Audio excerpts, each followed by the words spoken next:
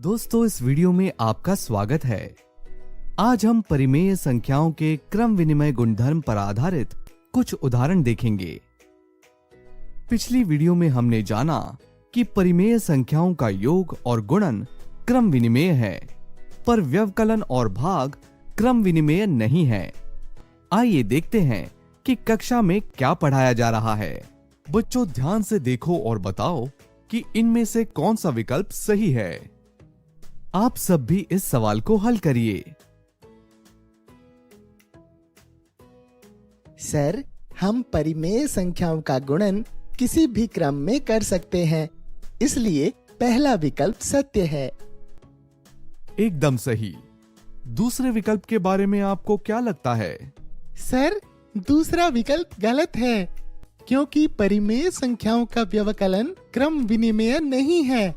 हम यहाँ पर देख सकते हैं, बाईं ओर उत्तर आया 1/4 और दाईं ओर उत्तर आया ऋण 1/4। पर सर, तीसरा विकल्प सही है। बाईं ओर उत्तर आया 29/20 और दाईं ओर भी उत्तर आया 29/20, क्योंकि परिमेय संख्याओं का जोड़ क्रम विनिमेय है। और चौथा वाला विकल्प गलत है। हम यहाँ देख सकते हैं कि बाईं ओर उत्तर 5/6 आ रहा है और दाईं ओर उत्तर 6/5 आ रहा है। ये बराबर नहीं है, यह एक दूसरे के व्युत्क्रम है। सही जवाब सोहन। पर आखिरी वाले विकल्प के बारे में आप क्या सोचते हो?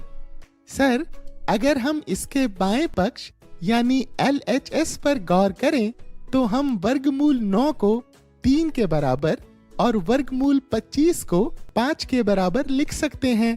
इस तरह हम वर्गमूल 9/25 को 3/5 के बराबर लिख सकते हैं।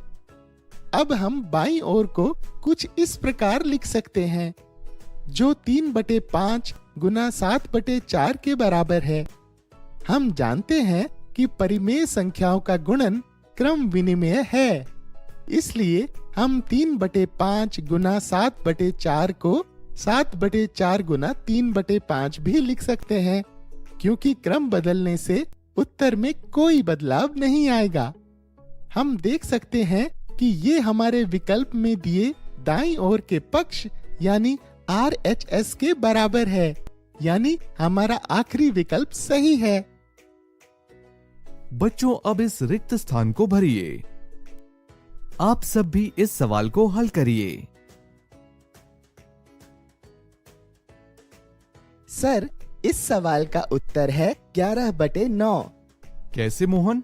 सर, इस सवाल में हमें ऐसी संख्या ढूंढनी है जो कि वर्गमूल 4/3 से गुना होने पर 11/9 और 2/3 के गुणनफल के बराबर उत्तर दे। वर्गमूल 4 बराबर 2 होता है, इसलिए हम इसे इस प्रकार लिख सकते हैं। दिए गए प्रश्न को हम इस तरह भी लिख सकते हैं। अब इसे हल करिए।